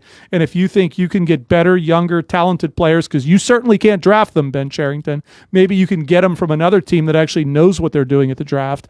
If you think you can bring someone in to help this team, now I think is the time to try to do that, because there's no hope. This season is lost. This season is well beyond any control that you could possibly have. And there's nobody out there on this roster that's tearing it up enough that basically outside of Skeens deserves to stay a member of the Pittsburgh Pirates. Nick Barczyk, I know you love this team, and you know it's tough. I know a lot of people in this area love this team, but in the end, they have been mismanaged and poorly run for years and years and years. The owner is the biggest it's the most glaring problem out there, especially when I hear these stories of these conversations about how he just doesn't make enough money when he tries to actually put a winner out there. He has no business owning a professional sports team, but in the end, there he is. Is there any way the Pirates can salvage anything in the foreseeable future? Well, Dave, it's just an indictment of the organization that they've had the best pitcher in baseball on the roster for 14 months, and they've managed to get worse. They've gotten worse. They're less watchable. They're less talked about. I mean, it just proves how long and tedious and random a baseball season is when you get swept by the White Sox and sweep the Tigers. I mean, those are blank backwards results, as we know. It makes no sense, but baseball's such a long season, and good teams have bad stretches and vice versa. They had a 6-game winning streak, promptly followed by losing 8 of their next 9. So, yeah, it's just a poorly run organization whose priorities are not in the right place. Major League Baseball does them no favors. They don't really want them to win, much like I doubt they're thrilled that Milwaukee and Detroit are having good seasons this year. You know, they won Yankees, Dodgers in the World Series every year, Red Sox, Cubs, Mets, you know the teams that they like. So I just don't see where the impetus is to win. And you're right, if they call up Chandler, if you have Skeens and Chandler in the rotation and you're still not winning, then there goes all hope. And then you're right, the future is you can't talk about the future and promote the future because the future's already up on the roster. And they have some pieces. I mean, O'Neal Cruz is a good ball player when he wants to be. They have some young guys with some ability. Reynolds, Gonzalez, Spencer Horwitz had a grand slam yesterday. Even a blind squirrel finds a nut, Dave. So there's some pieces there. It's not like they're completely devoid of talent and interesting things, but I don't know. Don Kelly, if you give him a full year next year, he didn't have a full year this year. Maybe it turns around, but I just don't see it. I mean, you're right. 19 games out of first. Will it be any better next year? Doubtful. I will say this, and normally, I would agree 100% when you say Major League Baseball doesn't want the Pirates to win because they don't like the Pirates. But they do like Paul Skeens. Sure. And they're wasting an opportunity to promote their sport because this guy's on a laughingstock team. Could you imagine when you started watching baseball, someone telling you that a pitcher had a 1.91 ERA and then looking and seeing his record overall was 5-8? And I know they tell you don't worry about records anymore because these starting pitchers don't pitch anywhere near the innings that they used to. But he's got a 191 ERA and he's 5-8. It's bad. Major League Baseball likes him. They like the fact that he started the All-Star game 2 years in a row, his first 2 years in the league, and they would love to promote him. And unfortunately for them, they've got a few years until he ends up with the Dodgers or the Yankees or one of the teams that self-promote themselves within this sport. So I will say I think Major League Baseball does want to see the Pirates win. I don't think they want to see them win the World Series, but I think when their most important games are on TV, they want Paul Skeens out there pitching in those games. Yeah. That's why they had him out there for the All-Star game. And I think that's why Rob Manfred made the big stink about how he's trying to investigate to see what the internal issues are within this team, because he's looking at maybe his big money card there in Paul Skeens nowhere to be found when the postseason starts. And I'll say the same thing with Milwaukee because of this young kid, this Mizorowski. I think that if you look at the typical Milwaukee team, they probably have no interest in seeing them win. But this is another guy they've been promoting over the last couple of weeks, another young, flame-throwing pitcher. They also have Jackson Churio there, and the Tigers have Tariq Skubal and Riley Green. I mean, there are some names that we're seeing. If you watch the All-Star game, you saw guys from these teams because these are the better teams right now in Major League Baseball. So I don't think, I agree with you. I don't think overall Major League Baseball cares about the Pirates. They only care about them because Paul Skeens is there. And I think they're frustrated because even if they get to a series and lose, they still have a few games where they can showcase Paul Skeens in the postseason. And depending on how long Pittsburgh wants to keep him around, that could be a while until he gets to a team that's actually going to be there within the postseason. But this team, I mean, I'm starting to look at just some numbers and some things here. You throw out O'Neal Cruz and he, I guess when you look at it, when you look at the rest of the talent offensively, there's nothing there. So I think a lot of times we overrate Cruz and think he's better than he is. He's hitting .219 with 123 strikeouts in 329 at-bats. I mean, that's bad. That's if he were somewhere else on a real team, he wouldn't even be in the starting lineup. And you look at all the mistakes that are made on top of that. I mean, there's a ton of raw talent there. They love to showcase him too with how hard and far he can hit the ball. But the reality is he strikes out almost half the time he's up the bat, which isn't necessarily going to be good for their ratings in Major League Baseball. And I guess teams have inquired. Teams are thinking that, hey, if we get him in our organization where we actually know what we're doing, maybe we can fine-tune him. Remember, Jose Bautista came up with the Pittsburgh Pirates, was an absolute mess, went to Toronto, they figured it out, fixed him, and he became a superstar. I think there's still hope at 26 years old that teams think that maybe they're able to do that with O'Neal Cruz. Now, the Pirates say they're listening to offers. I don't expect to see O'Neal Cruz moved at the deadline because he's still under team control. It just makes no sense for them to do that. Now, Reynolds, Hayes, they'll be begging teams, I think, to take them because they don't want to pay Reynolds $10 million a year. They don't want to pay Hayes $7.5 million a year. They don't want to pay Keller $10 million a year. So if they can move these people, Bednar, I believe at the end of next year, his protection ends, so they'd have to make a decision with him. So when you start throwing these names around, these are the trade chips that the Pittsburgh Pirates have. You're not getting anything for Tommy Pham. I don't care if he's batting .250. He's been on pretty much every other team in the league anyways. They know the shortcomings. You're not getting much for Mr. Single Isaiah Kiner-Falefa. You're just not. He was with the Yankees already. They let him go because they wanted to upgrade because they know there's no power there. You're not going to get anything for Andrew Heaney. I don't know if they'll trade Falter, but you're probably not going to get much for Falter. Dennis Santana, there might be some... That might be a piece. You might have to package it with Bednar, but there might be a piece there. So a lot of talk revolving around the New York Yankees. This apparently seems to be the team that wants to go all in. They want to make a big splash, and from what I understand, want to acquire several players from the Pittsburgh Pirates. From what I understand, they're talking, they would like Hayes. They also would like Dennis Santana. They want Keller. They're talking even bringing Kiner-Falefa back. Ooh. So what do they have to offer? What are they going to offer? Well, it already started. Well, George Lombard. They're not trading George Lombard, and they're probably not trading Jason Dominguez. So if that's what you're hoping for, you're going to be very much disappointed. The Pirates had scouts at the Yankee game a couple of days ago watching this young pitcher, Cam Schlittler, pitch. That's someone the Pirates are very interested in. Apparently that'll take the place of Keller when he goes. He's 24, just came up to Major League Baseball. He's 1-0 with the Yankees. The other name being tossed around is Spencer Jones, a power-hitting outfielder, but he's 24 at this point, just got to AAA. The average has been an issue for him throughout the couple of years he's been in their minor leagues. And I would hope more than that if they're going to move players. But that's now like the newest. I've heard better coming from the Yankees. And once again, it's just all rumor. The Cubs, I don't think they have anything. I don't think the Cubs are going to move. Like if you trade Keller and Bednar and say Santana to the Cubs, they have no pitching to give you back. So you need to get, I think, Casey and Alcantara, not just one of them. You need to get both of them. And there's no way the Cubs are going to do that. The Dodgers have entered the mix for Keller. They're apparently really interested, but they're not going to trade Jose DePaula. So what's left there? Jackson Ferris and Alex Freeland? Maybe, but you're taking a big chance. Like, this is your chance. Keller is your chance. Keller, I think, is at a pretty cheap contract for the caliber of what he could possibly do for you. And you can't just give it away. You can't just dump it. And you can't just take second-tier prospects for him either. Like, if you're going to use this and you're going to include maybe a couple of other pitchers in there with him in the deal, or even a Kiner-Falefa or someone like that, then you need to make sure that you're getting return. The Blue Jays are talking about Addison Barker. Absolutely not. Like, there's not, and I can see Cherington doing something like that.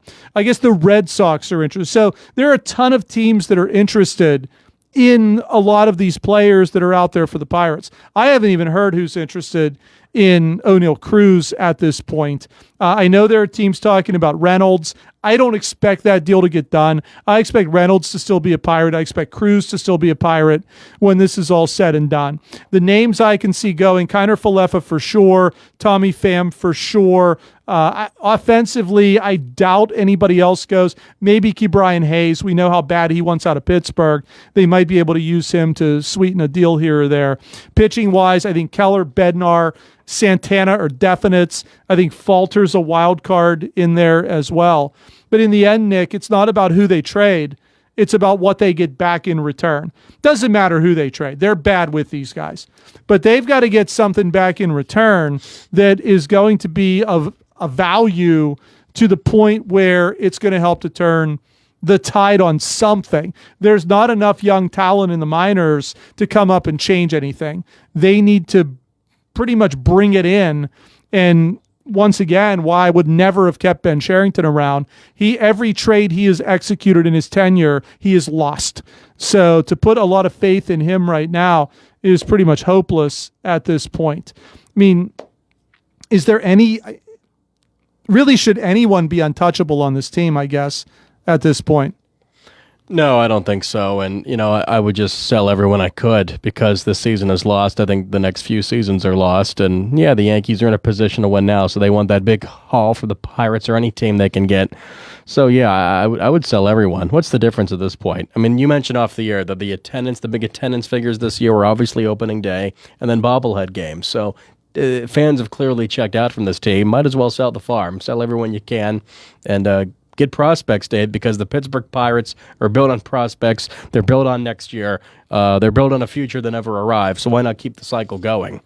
I agree, and it's been a rough year for the Pirates. You look at all of the off-the-field issues that have taken place in addition to the stuff going on the field. And from what I understand, there was another debacle there Saturday with these Mac Miller bobbleheads. They ran out. They didn't have it. People were lined up in the heat for hours upon hours. He was my favorite. What position did he play again, Mac Miller? Well, he pitched. He threw a pitch, I know, at one point. Good. That's good. Well, at least they're smart enough to know what to market. Like they can't. What else can they possibly market? They've given away bobbleheads of literally everyone from the past. There's nobody from the present anybody's going to flock down there to get outside of Skeens. Yeah. They've done 2 with him, right? 'Cause they did a Superman Yeah. with Paul Skeens as well. So there's only so many of those you can make of him. You don't think an Isaiah Connor-Falefa bobblehead would get people down to the ballpark? How about Tommy Pham making the gesture to the fans on a bobblehead? Oh, he should do that. It could be like a movable bobblehead. Yeah. Like you could move it around. There's plenty of things you can do, Dave. I mean, that's pretty much what you have. You can only do so much with McCutchen. I mean, it's not like there's a ton of household names that are down there on that roster right now. And you start looking at everything. I mean, we were thinking about, you had the fan fall out of the stands. You had the Clemente wall covered up by the advertisement. You had the guy with the bag on his head down there that was escorted out by ushers. You had the fight between an usher and a fan. You had the plane flying with the Sell the Team banner on opening day. Now you've got this scandal in Somerset. You told me you like to swim up at Blue Hole, right? Love it. Yes, but you got some lead now in your system because of it. So apparently they did an investigation. There's a ton of lead that's showing up in the water at Blue Hole, which is a popular attraction for people to go and swim at. They've traced it back to the Highlands Sporting Clay, which, by the way, is a clay shooting range owned by Bob Nutting. So there you go. Yet another scandal off the field for your Pittsburgh Pirates. It just never ends. And I know people are hoping and wishing that this guy will sell the team. It isn't going to happen. The only way you can get him to move the team is if you can't guarantee profit for him every year. You have to take away the revenue sharing. You have to take away the luxury tax. He benefits from that every single year. He gets a cut of everything. The All-Star game, the Field of Dreams game, the World Series. Some of this stuff the Pirates will never be in the time he owns this team, but yet he gets an equal cut of every other team in Major League Baseball. That's why MLB is too big to fail. That's why he would never sell the team. I've said it time and time again. You want him to sell, put a salary cap in. It's the only thing that's going to make him sell because it takes away the luxury tax, it takes away the revenue sharing, and it forces him to actually win to make money, which he will not want to do. He's too lazy to do it. He'll sell the team before he invests in that and say, hey, I bought the team for $150 million. I'm selling it for over $2 billion. This is a great investment for me. That's all it is. It's a business transaction. It's not about, he doesn't care if the team wins. When he tried to care a little bit, he lost money compared to what he would have made and then decided he would never do it again. So that's really where you are with your Pittsburgh Pirates. A lot of cool names getting thrown around. You'll hear more rumors as we get through the weekend and early next week. The Pirates probably won't make any trades until next Thursday, probably starting at 5:30. They'll get whatever's left over because other teams will be making trades over the weekend, which is kind of what happened to them the last couple of years. They could have had Jazz Chisholm last year and chose not to do it. So they do what they do, and it's a glowing representation of why they are where they are every year. Remember, in Ben Cherington's tenure, 2 years he's had the first overall pick because the Pirates were that bad. And how is he done with those? One is Paul Skeens, who won't be there beyond probably 2 years from now, and the other is Henry Davis, who's probably the biggest draft bust of the 21st century. So that's where you are with the Pittsburgh Pirates moving forward into the trade deadline. I agree with what Nick said. It's a lost season. Trade everybody because you're not winning with them. What's the point of hanging on to them or keeping them? There's really no one outside of Skeens that you look at and say, well, you get a couple players and this guy could be really good or that guy could be. No, they're all really bad. They're batting under 250, ton of strikeouts, not enough power. It's the same MO for the Pittsburgh Pirates that's always been there. The pitching doesn't matter who you bring up. You could bring up Chandler. Maybe he'll have a 1.9 ERA with a record over 500 too. And if you can't hit, if you can't produce, what do you possibly expect that you're going to do in today's Major League Baseball? Next week, we'll be all in on MLB and the trade deadline. So make sure you tune back in with us next Thursday. We'll be pushing it right to the edge, the trade deadline, 6 p.m. next Thursday. We're going to take our final break of the show. When we come back, we'll talk hockey. We'll talk a little more football. I'll go through this all-quarter century team for you. Nick's going to do his NBA and WNBA roundup for you, and we'll see if any other big stories have crossed through. Don't go anywhere. We'll be right back. Sometimes we need support, whether for a loved one or for ourselves. Let Caring Mission Home Care be your solution. We provide assistance with daily activities. Caring Mission employs trained and insured aides, and they offer certified dementia practitioners for in-home Alzheimer's care. Caring Mission Home Care provides free care assessments, either in your home, independent living center, or while you're still at the hospital or nursing facility. Caring Mission Home Care also creates customized care plans for each individual. Additionally, they provide private transportation services accompanied by a skilled concierge. Caring Mission partners with several organizations to assist with payment, including Veterans Affairs, United Mine Workers, the Area Agency on Aging, Long-Term Care Insurance, Community Health Choices, and also offer affordable private pay rates. For more information, give us a call at 724-439-7656 or visit our website at thecaringmission.com. Caring Mission Home Care, a proud supporter of the 2025 Fayette County Fair. For professional cleaning services, Clean and Shine in New Stanton is the place for you. They provide commercial and residential cleaning, porter services, carpet cleaning, stripping and waxing, construction cleanups, and car cleaning. For free estimates, call 724-691-0413, email info@cleanandshine14.org, or visit their website, cleanandshine14.org. We clean so you can shine. In a world of big corporations and interpersonal experiences, there's something truly special about family-owned businesses. For over 70 years, the Mike Kelly Automotive family has been serving the community with integrity, honesty, and a commitment to putting families first. And we're not stopping anytime soon. Our commitment to excellent sales and service remains stronger than ever. Visit us today and experience the Mike Kelly Automotive difference. Because when you buy from us, you buy from family. Get ready, Mon Valley. The grand opening of C. Harper Chrysler Dodge Jeep Ram is happening Saturday, July 26th from 2 to 6 p.m., and you're invited. Come out for food trucks, giveaways, and a tour of our brand new state-of-the-art facility. Got a Jeep? Register for our Jeep show and show off your ride. Stick around because at 6 p.m. we're giving away a grand prize you won't want to miss. It's all happening at C. Harper Mon Valley Chrysler Dodge Jeep Ram right off Route 51 in Rostraver. C. Harper, the best price every time, all the time. Hi, this is Dave Dunaway, and I'm here to remind you that Franco's Golf Center is open 11 a.m. to 9 p.m. 7 days a week. Stop by and see Franco's facility on Route 21 west of Uniontown. Franco's service area includes a lighted driving range and golf pro shop. Even my game has improved. thanks to golf lessons with Franco's PGA instructors. Franco's also offers full custom club fitting and repairs by certified club fitter Greg Franco. Franco's is open 7 days a week from 11 a.m. to 9 p.m. Give Franco's a call at 724-438-6651. If you're ready for a dental makeover or in need of basic dental care, the office of Dr. Mark Rabatin is right for you.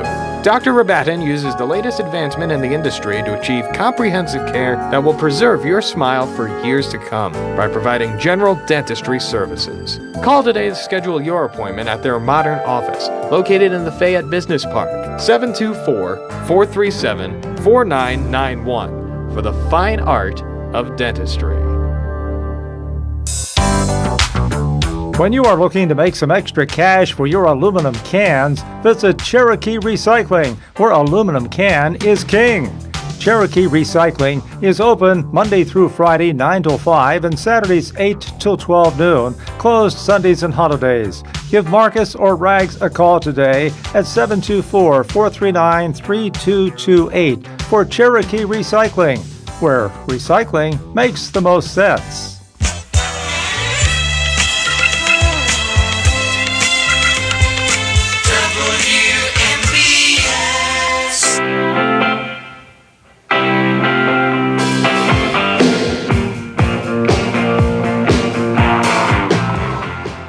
Welcome back to the Sports Voice. This is our final segment of the day, and just sort of tying up some loose ends here. Nothing much with the Pittsburgh Penguins, still waiting to see. Apparently the names that have been on the table are still on the table, Carlson, Raquel, Rust, but they're also still members of the Pittsburgh Penguins. So from what I hear, the asking price is astronomical from Kyle Dubas. We've seen what he's done so far. There's not a spot on this roster for a young player, so it's going to be more of the same. Maybe he's trying to save his job, hoping that somehow, some way this team can win. But they're older than they were last year, and last year they were one of the worst teams in hockey. So you can't kick the can continuously down the road. At some point, you've got to just suck it up and try to rebuild this thing. Maybe if you'd have done it a few years ago, Crosby would have still been around when you start to be competitive again. But this is... I know you talk about the legacy, and he had the point per game thing again, but in the end, the records are so bad. Are you really honoring Crosby by keeping all his buddies around? Crosby can still go. They can't. And you have guys that I think right now are at the top of the return value that you can get back. I mean, Raquel should have been traded at the deadline last year. I have no idea why he's still there. I don't think they could get as much for him now as they could have gotten for him then. Rust, the limited trade is gone. You can trade him almost anywhere at this point. Carlson, I don't expect much in return, but it might be better just to get him off the roster with a developmental coach. You bring in this new coach to sort of teach and train, and now you don't have anybody there for him to teach or train. Everybody's old. So that's what you get with the Pittsburgh Penguins. Looking around the National Football League, the big news earlier today, Nick, was Justin Fields. They thought maybe a season-ending injury. He was carted off the practice field, that fear from Aaron Rodgers a couple of years ago. But what we found out is it's a dislocated toe. So I don't imagine that will keep him out of action very long. We should see him in place as the Jets' starting quarterback in Week 1 against the Pittsburgh Steelers. Wow, yeah, I mean, the Jets, boy, could they look at any worse if that was a serious injury, but luckily it's just a toe for a Field, so we should have that Fields-Rodgers matchup that we all want in Week 1. Yes, and big surprise here, I didn't even realize he was still in the league. Artie Burns tore his ACL today at camp. He's with the Dolphins, by the way. He's out for the year. Another great Steeler first-round draft choice. Yes, that was the 2016 first-round pick. That was long ago. Jeez. The decision to take a corner, even though 5 corners had already been drafted by the time it got to them. Yeah. But they needed that position. Needed it. So there's what you get. So, yeah, just another one of this long line of draft picks who are nowhere to be found on the Pittsburgh Steelers roster all these years later. At least he was 10 years ago, so I can at least kind of see that. James Cook of the Buffalo Bills apparently says he wants a new contract, even though he's still on his old contract. He says he deserves what he wants. and he'll take nothing less than that. So good luck with that. It seems to be the trend going around the National Football League. So a couple of days ago, they unveil, and I'm trying to figure out what organization actually put this together. It has something to do with Sports Illustrated, but they have this all-quarter century team. And it's basically the best players to play in the National Football League from the year 2000 all the way through the last current year, 2024. And basically they said you could have started playing prior to 2000, so you don't have to be a 2000 draft pick. If you were still playing into the 2000s, you were eligible to be part of this team. Now, I spoiled a little bit of it before we went to the break at the top of the hour, telling you that TJ Watt was not on this team. Watt is a practice squad member along with Michael Strahan amongst the edge rushers. But looking at the team, I was reading some of the names to Nick while we were on break, and there's some surprises maybe of people who aren't on the team, but then you start to hear the names of the people who are, and you're like, I don't know who I'd take off to put some of these guys in. No surprise, the starting quarterback on this team is Tom Brady, as it should be. Greatest quarterback in the history of the National Football League, whether he's a Patriot or a Buccaneer, doesn't matter. Most accomplished, certainly, yes. Yes. Well, I like to say he's the best, but the most accomplished. Didn't have the best arm or talent, but he was most accomplished, yes. No, and also on the team, Peyton Manning and Patrick Mahomes. On the practice squad is Steeler quarterback Aaron Rodgers and Drew Brees. No Ben on this team. No Ben. I'm sure he just missed the cut. Yes, the running backs, Priest Holmes. Wow. Which it took me a while to remember. Chiefs. Because I think of Priest Holmes in the 90s, not necessarily in the early 2000s, but he played till 2007 with Kansas City. Christian McCaffrey and Derrick Henry, who are more recognizable names, and LaDainian Tomlinson on the practice squad. Wow. Cal Juszczyk, the fullback. No practice squad members for fullback. I thought maybe Connor Hayward, but no, nobody on there. And then 6 wide receivers that have made this team. 6, and then 2 practice squad guys. Randy Moss, Calvin Johnson, Julio Jones. I was a little surprised. I know he was great for a short period of time. I don't know if I'd have put Julio Jones on this team over Larry Fitzgerald, but whatever. No. Terrell Owens, Marvin Harrison, Justin Jefferson, and practice squad members, Andre Johnson and Antonio Brown. Wow. Honestly, I mean, Reggie Wayne, there are names you can throw out there that I think would are... Fitzgerald on, yeah. I would put... I definitely have Fitzgerald over Antonio Brown, but... Well, no, I can't go there, but... well, neither, I guess, really won anything, so... That's true. It kind of makes a little bit of sense. AB won a Super Bowl with Tampa, and Fitzgerald almost won with Arizona. 3 tight ends, Rob Gronkowski, Travis Kelce, Tony Gonzalez, Antonio Gates on the practice squad there. And then when you start getting into the line, I'm not going to read all of these, but Joe Thomas, Trent Williams, Faneca, your starting left guard. Yes. Jason Kelce, Zach Martin. Yeah. So you get through some of those guys. Probably been the best center of the last 25 years. Yeah, I guess. I'm trying to think who else would have been. Yeah. Now here's where the controversy comes in for the Steeler fans. Edge rushers. DeMarcus Ware, Jared Allen, Myles Garrett, and Julius Peppers. With practice squad members TJ Watt and Michael Strahan. Wow. JJ Watt got a special position, a versatile defensive lineman. And then when you go to the linebackers, you have Ray Lewis, Bobby Wagner, who, by the way, just bought stake in one of the WNBA teams, didn't he, Bobby Wagner? Seattle, the Storm. That'll be in my WNBA Yeah, sorry, I didn't want to spoil that for you, but I thought of it as I saw that. Brian Urlacher, Levante David, Luke Kuechly, and Derek Brooks on the practice squad. So you can find the whole, you can search it. ESPN has it. You can find the whole team that's out there. But yeah, TJ Watt, Myles Garrett, this rivalry. Garrett's a starter. Watt's a practice squad guy. Maybe an oversight. Maybe you can look at a guy like DeMarcus Ware and say, does he really belong on this team? But in the end, that's what we have. All right, we've got a couple of minutes left, Nick. Go ahead, thrill us. What's happening in the NBA/WNBA? Well, a little bit of a quiet time. We're in the summer. Finals over, draft over, but I saw Chris Paul signed a deal with the Clippers. I think he's like 67, so that'll be good. Yeah. I like him. The Lakers are being fully formed. LeBron talked about maybe it's his last year. I read that somewhere. They brought in Ayton. That'll be great with Luka, who's working out this year finally. So that'll be great. Bronny. Bronny. The NBA's number one practice squad guy. But a lot of great things happening. It's very Bradley Beal signed to deal with the Clippers as well. Can't forget about him. Moving to the WNBA, they had their All-Star game. Caitlin Clark was not there. She's injured. She has a groin injury. She was there. She was there, not playing in the game. She had her shirt on. She did. They all had their shirts on. Pay us what you owe us. Yes. I'm sure that's a controversy for a lot of people. The league lost $40 million last year, I believe. Yes, it did. It's gaining money now, though, with Caitlin, and she's the Tiger Woods I keep hearing of women's basketball, though. Unlike Tiger, she's never won anything. But give it time. No, it's fun. Basketball's, again, it's summer, so not a lot happening, but I look forward to training camp Summer League. I've seen a little of the Summer League. Cooper Flagg looks really good down in Dallas, so that's fun. Yeah, they shut him down. I saw the other kid from Duke, Knappel. He had a pretty good Con. over the Con weekend. Knappel, my favorite. Yeah, he had a pretty good showing.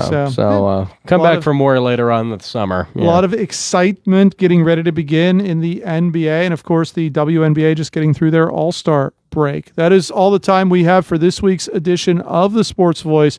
R.I.P. Hulk Hogan, Ozzy Osbourne. Next Thursday, please tune in, 4:15 to 6. Attention, active and retired coal miners. Have you been screened for black lung? Here at the Black Lung Clinic at Centerville Clinics, we offer yearly screenings, diagnosis, education, and treatment options to help you live a fuller, healthier life. We provide care regardless of your ability to pay. Call Centerville Clinics today at 724-632-6801. Do it today. Your local station, 590 and 101.1 W266DB, WNBS Uniontown. Good evening. It's 6 o'clock. This is CBS News on the Hour, sponsored by O'Reilly Auto Parts. I'm Cammie McCormick. Justice Department officials traveled to Florida today to meet with Jeffrey Epstein's imprisoned former girlfriend, Ghislaine Maxwell. Her attorney is David Marcus. Ms. Maxwell answered every single question. She never stopped. She never invoked a privilege. She never declined to answer. She answered all the questions truthfully, honestly, and to the best of her ability. He did not comment on what was discussed. The meeting comes as pressure mounts on President Trump and his administration to provide more details in the Epstein case. President Trump traveled to the Federal Reserve headquarters, where he and Fed Chair Jerome Powell, in hard hats, bickered over the cost of renovations. So the 2.7 is now 3.1. I'm not aware of that. Yeah, it just came out. Yeah, I haven't heard that from anybody at the Fed. Afterwards, Trump said again Powell should lower interest rates. Pro wrestling superstar Hulk Hogan has died. He was 71. Matt Wolf reports. Hulk Hogan was professional wrestling. And what's it gonna do when Hulkamania run wild on you? Terry Bollea's over-the-top persona transformed the sport into a mainstream juggernaut, appearing in films like Rocky III. Thunder Lips is here. And, of course, the very first WrestleMania in 1985. The incredible It wasn't always smooth sailing. In 1994, he admitted to using steroids for 13 years. Then 12 years later, he was kicked out of the WWE Hall of Fame, the result of a sex tape scandal. Matt Wolf, CBS News. Jazz great Chuck Mangione has died. He earned 13 Grammy nominations and won 2. His album Feels So Good was one of the most successful jazz records ever produced. Mangione was 84. And we learned today from the New York Medical Examiner that celebrity chef Anne Burrell died by suicide last month. French President Macron said today that his country will recognize the state of Palestine. The latest Gaza ceasefire talks, meanwhile, have broken down. Here's Stacey Lynn. President Trump's special envoy Steve Witkoff says the U.S. is cutting short the Gaza ceasefire talks and bringing home its negotiating team from Qatar after the latest response from Hamas shows, quote, a lack of desire to reach a ceasefire in Gaza. This comes a week after mediators seemed optimistic about the talks, but now Witkoff says they are considering alternative options to bring the hostages home. On Wall Street, stocks finished mixed. The Dow was off 316 points. This is CBS News. Think O'Reilly Auto Parts for all your car care needs. Get the parts and service you need fast from the professional parts people at O'Reilly Auto Parts. Go to Ford of Uniontown and trade me in. John Clinton with Dominic Carbone from your 7-time President Award-winning Ford of Uniontown. Hey John, Ford is running some great incentives right now. Listen to this, 2025 F-150, XLT, Crew Cab, how about 0% for 48 months? And you can do a rate and rebate combination of, get this, up to $9,000 off MSRP and these great rates. 3.9 for 60, 4.9 for 72, and only 5.9 for 84 months. That's a deal. Dang, Dom, that's a deal. Okay, check this out. Let's talk about SUVs. 2025 Ford Escape Active.